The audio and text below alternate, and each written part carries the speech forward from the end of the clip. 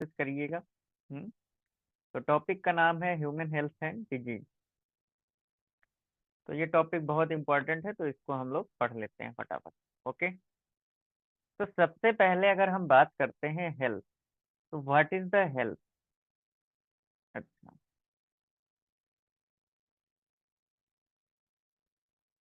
तो हेल्थ क्या होती है, ठीक है। तो अगर हम बात करते हैं हेल्थ की, तो हेल्थ टर्म हम लोग फ्रिक्वेंटली यूज करते हैं, ये एनसीईआरटी कहती है। लेकिन हमें एक्चुअली हेल्थ की डिफिनीशन के बारे में जानना है, ठीक। तो हेल्थ का मतलब ये एनसीईआरटी कह रही है कि ये बिल्कुल नहीं होता है कि absence of disease, absence of disease, भाई एब्सेंस ऑफ डिजीज हो, और या फिर फिजिकल फिटनेस हो, ठीक। तो इसको क्या हम हेल्थ कहेंगे? नहीं, इस बात को हम हेल्थ नहीं मानेंगे। दिस इज रॉन्ग, ठीक है। तो फिर हेल्थ क्या है? तो हेल्थ जो है, ये डिफाइन की गई, जो हेल्थ है, state of complete physical, mental and social wellbeing, ठीक है। तो state of physical, mental and social wellbeing, अगर कोई इस तरीके से कंप्लीटली फिट है, तब तो भाई उसे कहेंगे कि हेल्थ है, ये हेल्दी पर्सन, ठीक है। तो ये डेफिनेशन है, इसको याद कर लेना, तो ये भी एग्जाम में पूछा जा सकता है, तो इसको अच्छे से हम लोग याद करें, ठीक है। पुराने समय की अगर हम बात करते हैं, तो पुराने समय में क्या होता था कि जो है ह्यूमर्स के बारे में बात होती थी, है ना, state of body and mind, ठीक। जिसमें बताया गया कि कुछ जो हमारी स्टेट ऑफ बॉडी है, ठीक है, स्टेट ऑफ बॉडी, और जो हमारा मन है, माइंड, ठीक है, इसको कंट्रोल करते हैं कुछ ह्यूमर, ठीक है, सर्टेन ह्यूमर। तो ह्यूमर की बात बताई गई, ठीक है। जैसे कि ग्रीक की अगर बात करें, तो ग्रीक में,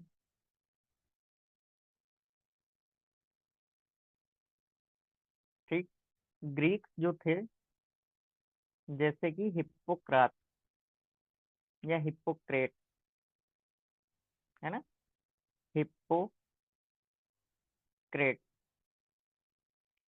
और इनके साथ में इंडियन आयुर्वेदा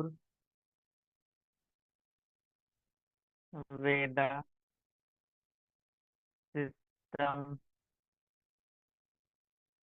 ऑफ मेडिसिन, ठीक है, Indian Ayurveda system of medicine, ठीक।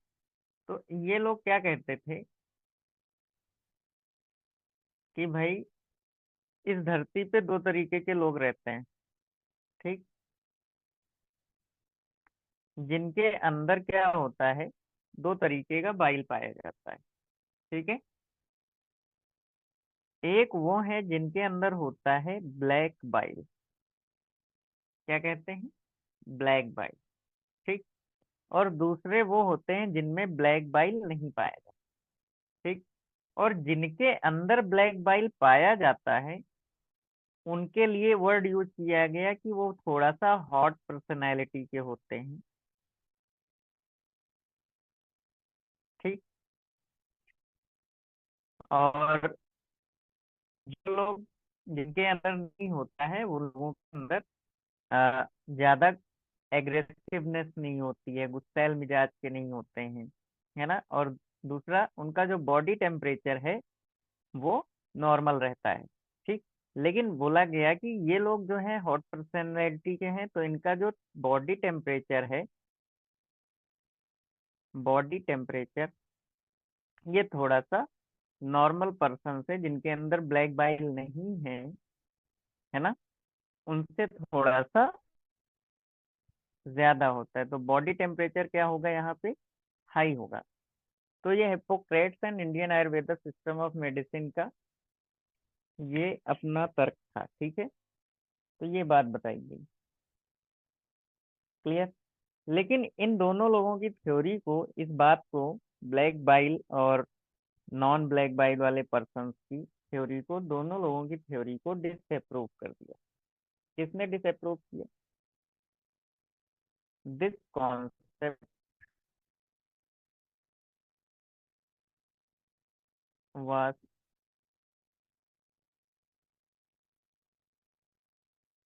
disapproved by disapproved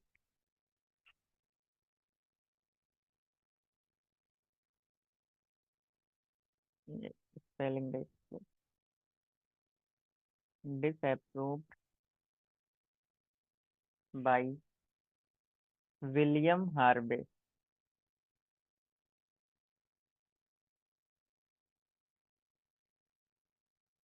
ठीक है, और विलियम हार्वे को हम लोग जानते हैं, है ना। इन्होंने एक्सपेरिमेंटली बताया, इन्होंने क्योंकि थर्मामीटर के बारे में इन्हें जानकारी थी, है ना। तो इन्होंने थर्मामीटर से क्या किया, गुड ह्यूमर हाइपोथेसिस, ये जो हाइपोथेसिस थी इन लोगों की, ब्लैक बाइल वाली, तो इसको कहते थे गुड ह्यूमर हाइपोथेसिस। ठीक है, तो इस थ्योरी को क्या कर दिया, डिसअप्रूव कर दिया। गुड ह्यूमर हाइपोथेसिस को बोला ये गलत है, कि बॉडी टेम्परेचर जो होता है, जिनके अंदर ब्लैक बाइल हो ना हो, है ना, बॉडी टेम्परेचर चेंज हो जाता है ना। इन्वायरमेंट के चेंज हो सकता है, बॉडी में कोई डिजीज होगी तो चेंज हो जाएगा। ठीक, तो विलियम हार्वे ने क्या किया, इनके इस कॉन्सेप्ट को नकार दिया। ठीक है, तो ये पॉइंट इंपॉर्टेंट है कि किसने डिसअप्रूव किया था इनके कॉन्सेप्ट को, तो वो है विलियम हार्वे। तो ये आपके एग्जाम में एक क्वेश्चन पूछा जाता है, तो इसको अच्छे से आप लोग याद करें। ठीक, अब धीरे धीरे जैसे जैसे मेडिकल साइंस और बायोलॉजी बढ़ती गई आगे, है ना, तो वैसे पता लगा कि हमारी बॉडी में क्या होता है, इम्यून सिस्टम होता है, नर्वस सिस्टम होता है ना, एंडोक्राइन सिस्टम होता है। तो ये सब तमाम सारे जो सिस्टम है ना, ये सारे बॉडी के जो सिस्टम है, ये सब मिल करके बॉडी सिस्टम, ये मिल करके हमारी बॉडी को प्रोटेक्ट करते हैं, है ना, क्लियर। तो ये सब मिल करके हमारी बॉडी को प्रोटेक्ट करते हैं। मेनली में कौन सा हमारा सिस्टम है, वो है इम्यून सिस्टम, है ना। तो इम्यून सिस्टम हमारी बॉडी को प्रोटेक्शन देने का काम करता है, प्रोटेक्ट करता है। तो immune system maintains our health. ठीक, एंडोक्राइन सिस्टम भी है और न्यूरल सिस्टम भी है, ये भी हेल्प करता है। ठीक, तो mind and mental state can affect our health, कैसे? तो जो माइंड है, माइंड एंड हमारी जो मेंटल स्टेट है, ठीक है, कैसे हमको अफेक्ट करती है, अफेक्टेड बाय, किस तरीके से अफेक्ट होती है। पहली, कोई ना कोई डिजीज जरूर होगी, है ना। जेनेटिक डिसऑर्डर हो सकता है, जेनेटिक डिसऑर्डर, कोई भाई जेनेटिक डिसऑर्डर हो जाए तो, है ना। तो ये जेनेटिक डिसऑर्डर हम लोग जेनेटिक्स में डिटेल में पढ़ेंगे। दूसरा क्या हो सकता है, कोई इन्फेक्शन हो। ठीक, तीसरा क्या होगा, लाइफ स्टाइल, इससे भी हमारी जो हेल्थ है वो डिस्टर्ब होती है। क्लियर, अगर आपने सही से एक्सरसाइज नहीं करी है, सही से आपने रेस्ट नहीं लिया है ना, आपकी हैबिट्स गलत है, तो इसकी वजह से आप बीमार पड़ सकते हैं, और बहुत ज़्यादा बीमार पड़ सकते हैं। ठीक। तो ये तीन पैरामीटर हैं जिसकी वजह से आपकी जो हेल्थ है वो डिस्टर्ब होती है।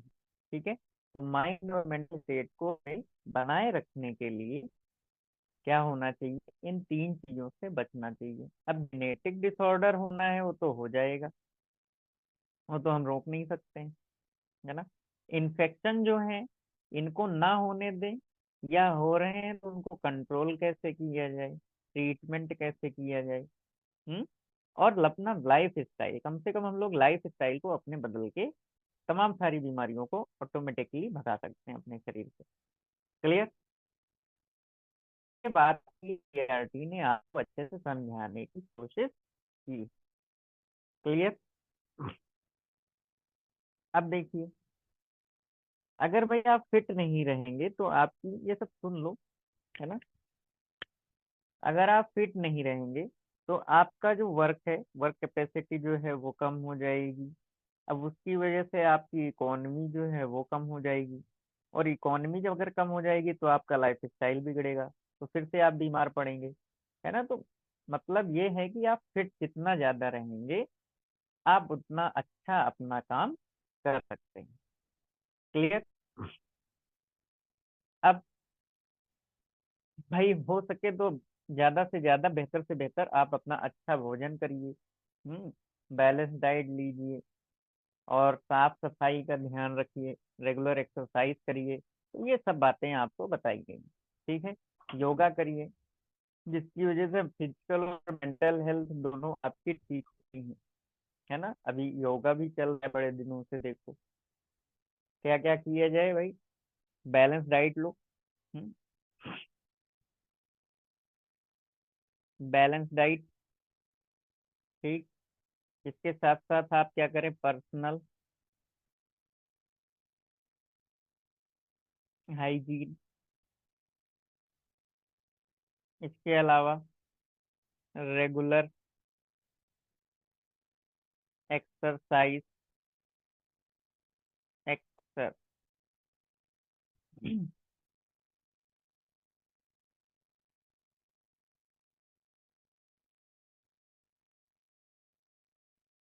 एक्सरसाइज आपकी होनी चाहिए।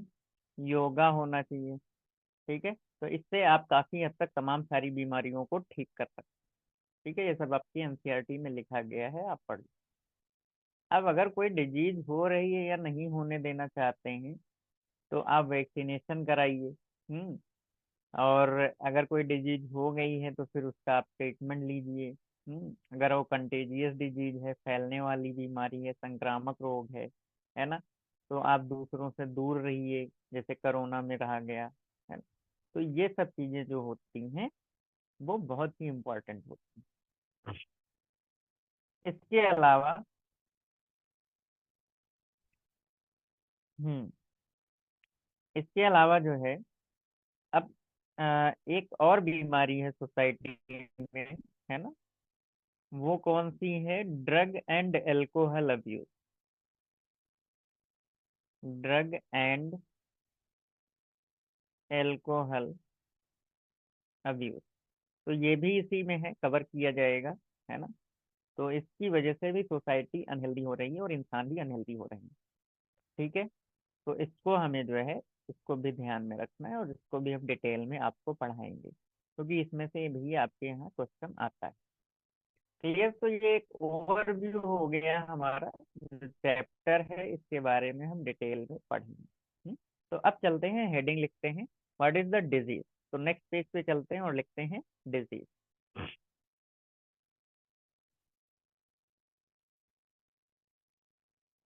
ठीक।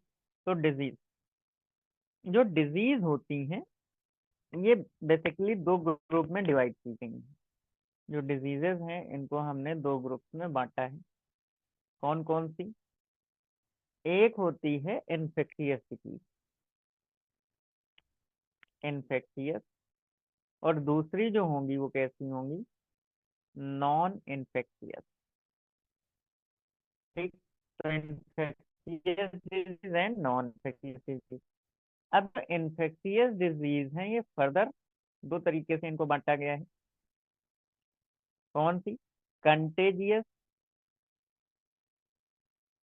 और नॉन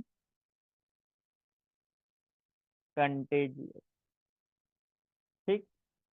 और जो नॉन इन्फेक्शियस डिजीजेस हैं ये आपको मिलेंगी चार तरीके की। पहली है नॉन इन्फेक्शियस डिजीज, वो है कैंसरस डिजीज। कैंसर भी हम लोग डिजीज जो है ये डिटेल में पढ़ेंगे। दूसरी जो है वो डिफिशियंसी डिजीज है। कैसी डिजीज है? Deficiency disease. क्लियर। तीसरी जो है एलर्जिक डिजीज होती है। ठीक। चौथी जो है वो है एडिक्शन। ठीक है। तो infectious disease and non infectious disease. जो इन्फेक्शियस डिजीज हैं वो दो तरीके से हैं, कंटेजियस है ना, और नॉन कंटेजियस। ठीक है। और जो नॉन इन्फेक्शियस डिजीज हैं वो चार तरीके की हैं। कौन कौन सी? Cancerous, deficiency, allergic and addiction. Clear. तो एक एक करके हम लोग डिटेल में सभी को पढ़ेंगे। हम्म, थोड़ी सी ये बात इसमें जान लो कि ये कंटेजियस और नॉन कंटेजियस में अंतर क्या है। कंटेजियस डिजीज ऐसी हैं जो छूने से फैलती हैं, ये टच से फैलती हैं। ठीक है। और ये वाली जो है नॉन कंटेजियस है, इन्फेक्शियस है भी, फैलती है भी है, बट इज नॉन कंटेजियस। तो इसमें टच की जरूरत नहीं है, ये ऐसे ही फैल जाएंगी। क्लियर। तो सभी को हम एक एक करके पढ़ेंगे। तो अगर कोई पूछे कोरोना ऐसी बीमारी थी तो कंटेजियस इन्फेक्शियस डिजीज है ना, इन्फेक्शियस कंटेजियस डिजीज। तो इस तरीके से बोलो, बोलने से याद होता है। तो अब हमारी जो पहली रहेगी वो heading रहेगी इन्फेक्शियस डिजीजेस। पहली हेडिंग हमारी क्या है? इन्फेक्शियस, या फिर इसी को हम क्या कहते हैं? कम्युनिकेबल। ये दूसरा नाम है इसका, डिजीजेस। ठीक है, इन्फेक्शियस कम्युनिकेबल डिजीजेस। ये जो है ये ट्रांसमिट होती हैं पर्सन ए से बी में। ठीक है, इजली। ठीक है। तो इन्हें हम इन्फेक्शियस डिजीज कहते हैं, किसी एक पर्सन से दूसरे पर्सन में डायरेक्टली वो ट्रांसफर हो जाती हैं, तो इसलिए इनका नाम क्या पड़ गया? Infectious disease. है ना। इन्फेक्शियस डिजीजेस जो होती हैं बड़ी ही कॉमन होती हैं। ठीक है। जैसे कि कोई सर्दी खांसी जुकाम की बीमारी है, वो आराम से आपके अंदर आ जाएगी। है ना। एक बंदे को है, दूसरे से आपके अंदर आ जाएगी। क्लियर।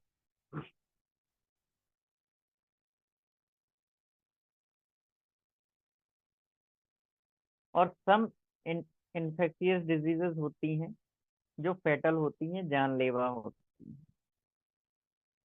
कैसी हैं? फेटल हैं, जानलेवा हैं। जैसे कि एड्स। ठीक है, ये फेटल है। क्लियर।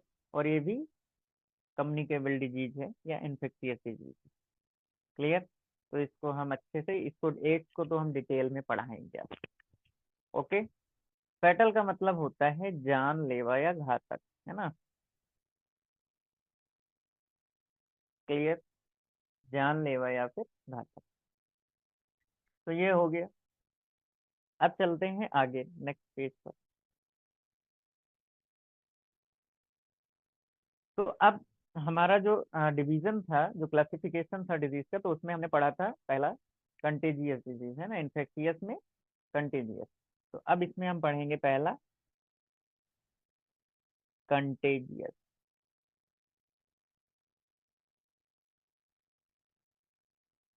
Contagious diseases. अब ये कंटेजियस डिजीजेस क्या होती हैं? हमने पहले ही बता दिया था कि ये कैसे फैलती हैं, बाई। नमस्ते सर।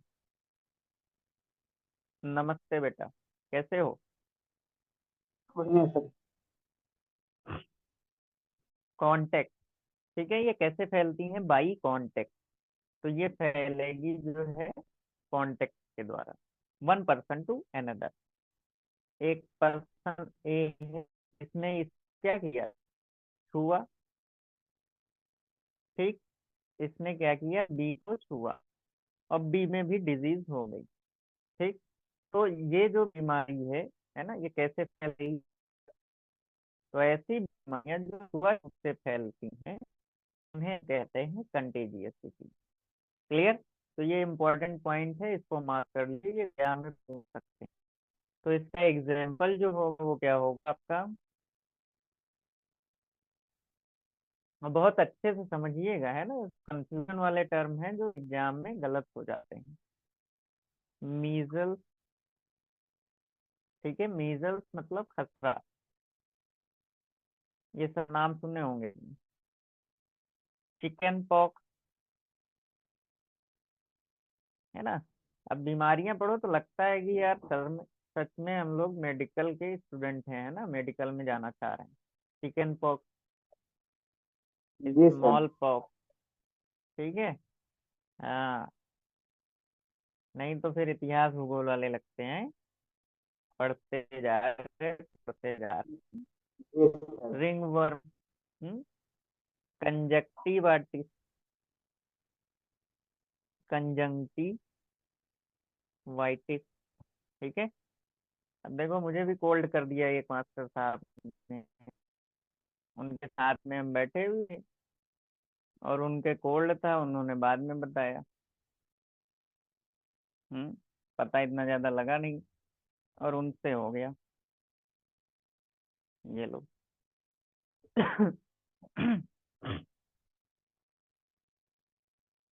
तो ये हो गया measles, chickenpox, smallpox, ringworm, conjunctivitis से, और तमाम सारी बीमारियां, सिर्फ यही नहीं है।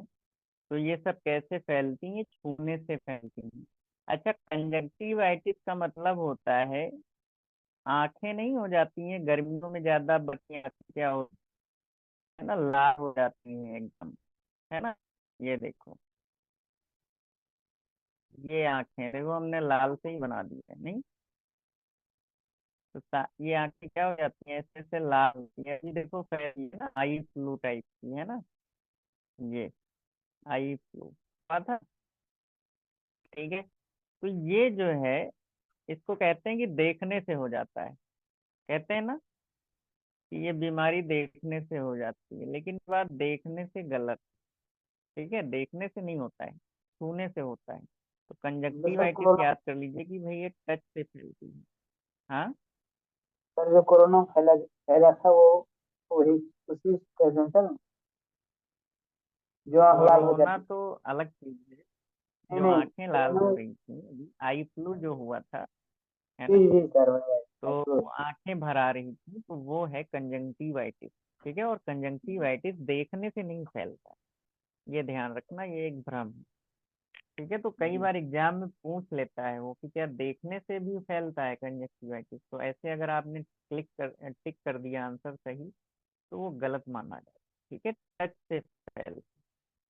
क्लियर? जब तक आप, जिसके है पहले से कंजक्टिवाइटिस, काला चश्मा लगाने के लिए कह रहे थे ना, तो उसको टच नहीं करोगे, और अपनी मतलब मान लो हाथ से टच किया उसको, तो उसकी बॉडी में वायरस रहते हैं, और वो वायरस आपकी जब तक आंख पे टच नहीं करोगे तब तक आपके अंदर नहीं आएंगे। ठीक है, लेकिन हाँ, ये है फास्टली, बहुत तेजी से वो फैल जाता है, तो इसलिए ध्यान रखा जाता है। ठीक है, कि बिल्कुल भी उससे दूर ही रहो। ठीक है, Clear? तो ये कंजंक्टिविटीज हो गई। अब चलते हैं नॉन कंटेजियस पे। बी, नॉन कंटेजियस, भाई इन्फेक्टियस है लेकिन कंटेजियस नहीं है, छूने से नहीं होती। Non contagious disease. ठीक, तो ऐसी डिजीजेस जो कि नॉन कंटेजियस हैं, तो ये टच से नहीं फैलेंगी, बाई कांटेक्ट नहीं फैलेंगी। ठीक, ये कैसे फैलती हैं फिर, है ना?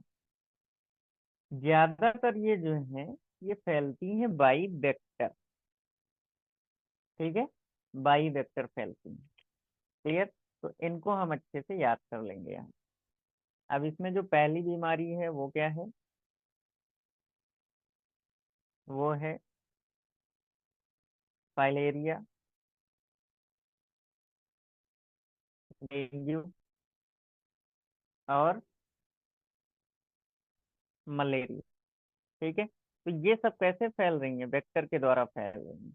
लेकिन एक और है जो इन्फेक्टियस है लेकिन नॉन कंटेजियस है, वो है एड्स। तो एड्स जो है वो छूने से नहीं फैलता है। ठीक है, ये एड्स की हम डिटेल आपको पढ़ाएंगे। तो एड्स जो है वो छूने से नहीं फैलता है, इसको याद कर लेंगे। लेकिन ये भी इसी में रखा गया है, इन्फेक्टियस नॉट कंटेजियस। क्लियर। ये ना एड्स के लिए बहुत पूछा जाता है कि ये कंटेजियस है कि नॉन कंटेजियस है, तो आपको याद रखना है कि this is non contagious disease. तो आगे बढ़ते हैं। अब चलते हैं नॉन इन्फेक्टियस या नॉन कम्युनिकेबल डिजीजेस।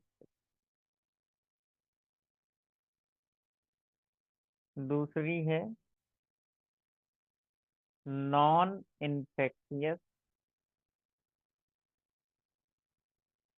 या फिर नॉन, क्योंकि वो कम्युनिकेबल थी तो ये हो जाएगी नॉन कम्युनिकेबल डिजीजेस।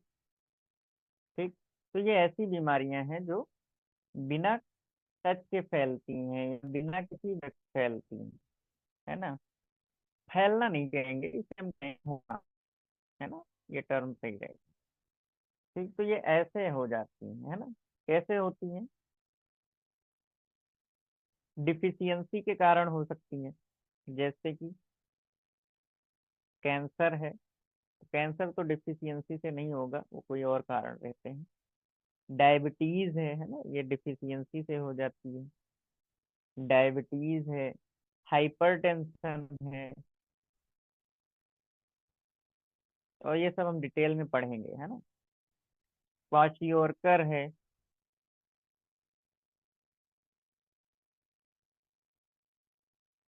क्वाशियोरकर।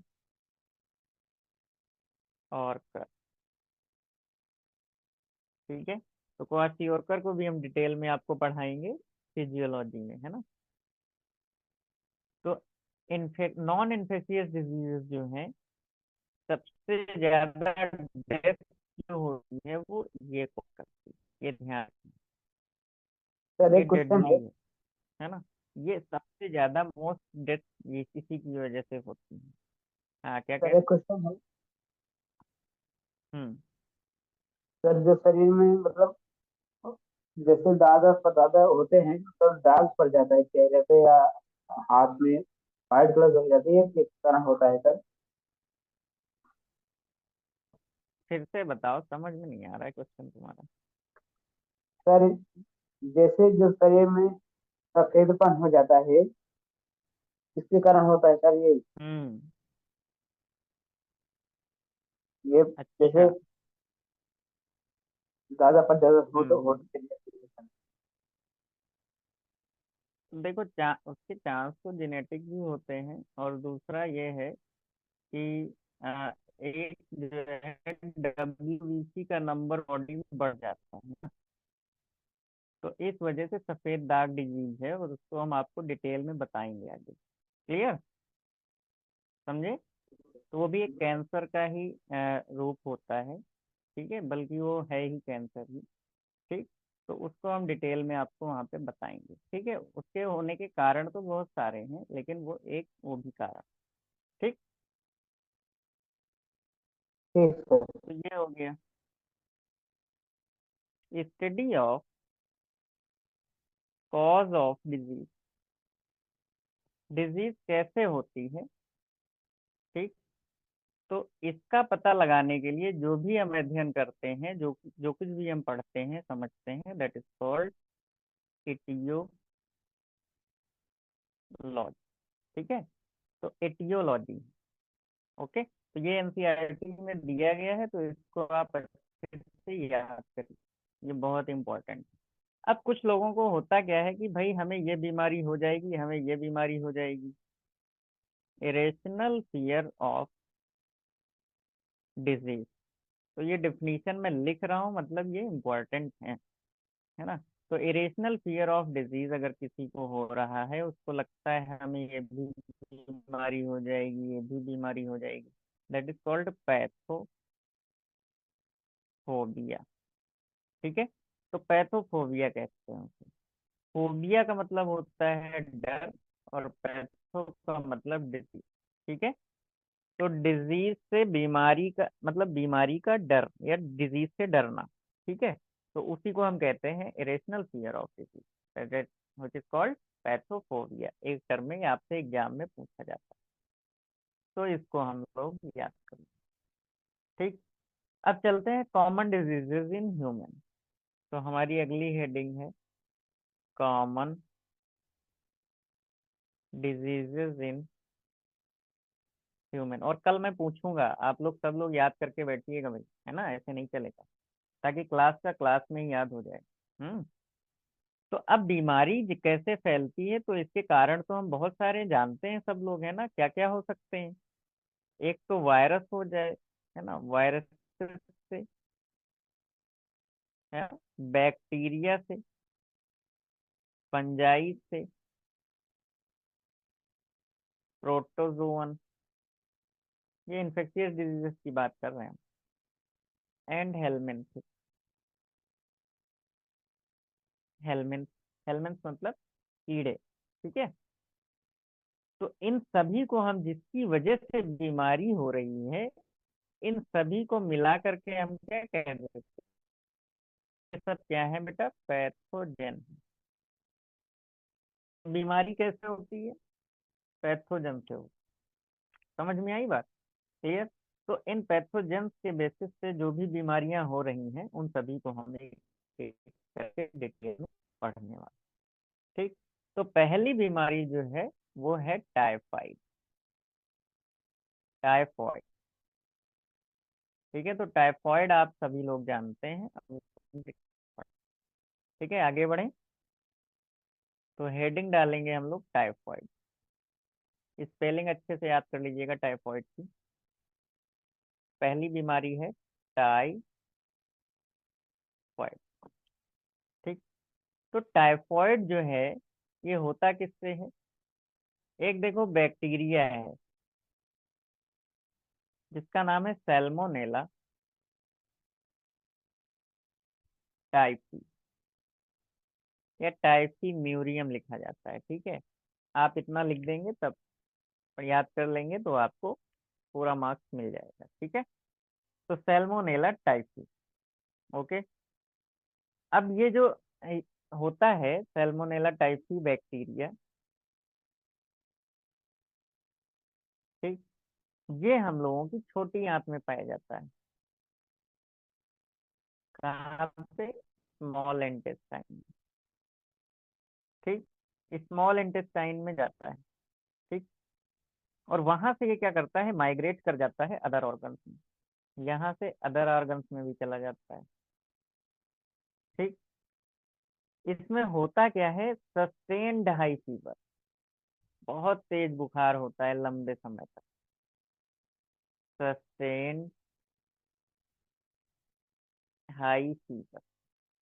ठीक, तो फीवर इसमें बहुत हाई होता है, कितना, 39 से 40 डिग्री सेल्सियस। ठीक है, ये होमवर्क है आप लोगों का कि इसको फ़ारेनहाइट में आप चेंज करिएगा। ठीक है, डिग्री फ़ारेनहाइट में चेंज करके बताइएगा। तो 39 से 40 डिग्री सेल्सियस तक का बॉडी का टेम्परेचर हो जाता है। क्या क्या होता है, वीकनेस लगेगी, बहुत कमजोरी होती है। टाइफाइड लगभग सभी को हो चुका होता है एक एक बार, है ना। स्टमक एक, स्टमक का पेन होगा, पेट में दर्द होगी। कॉन्स्टिपेशन होंगे। ठीक है, और हेडेक होगा।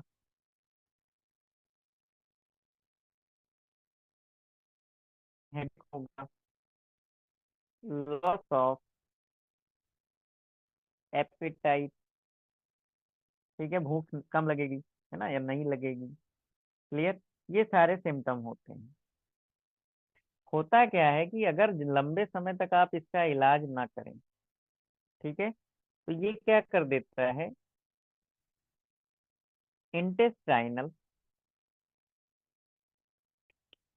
परफोरेशन क्या कर देगा, इंटेस्टाइनल परफोरेशन कर देगा, जिसकी वजह से क्या होगी, डेथ में अकर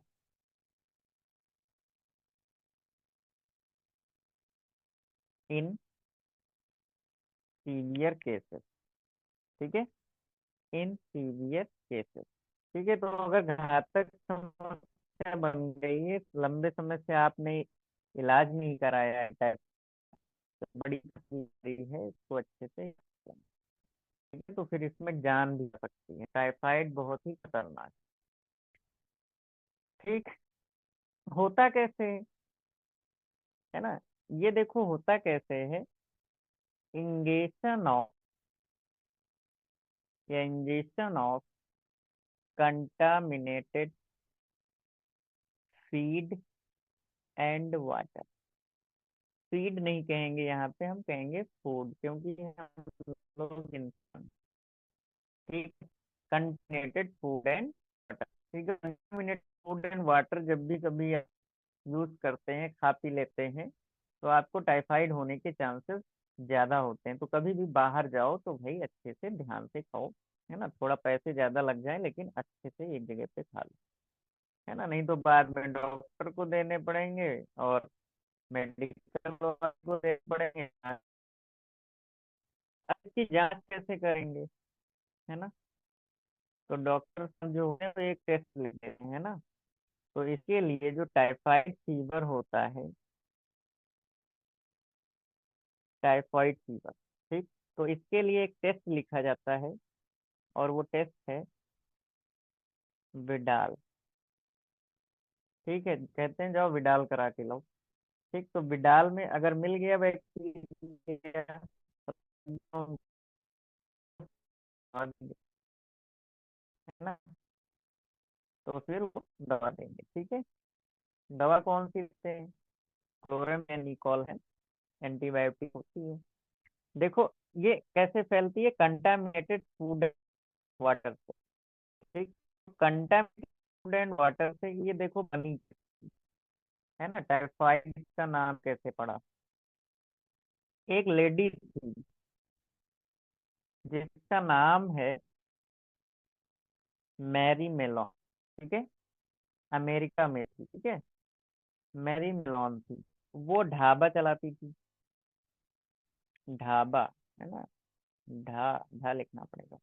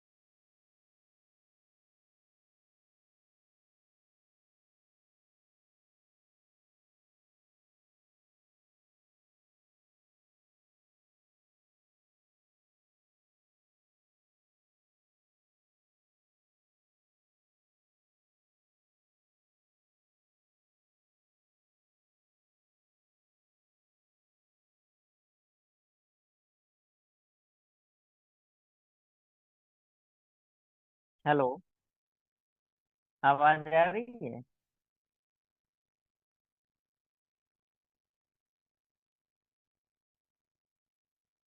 ठीक है बेटा।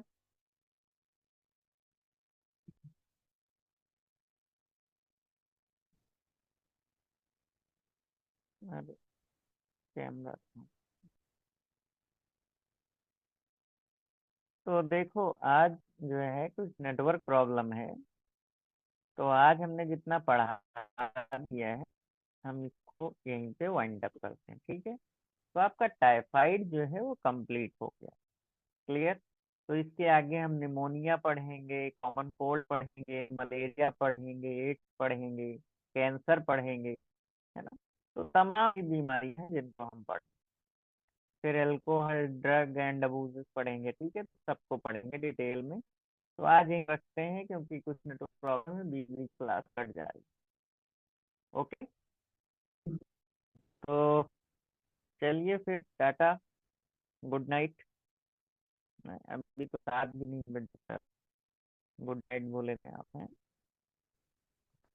चलो।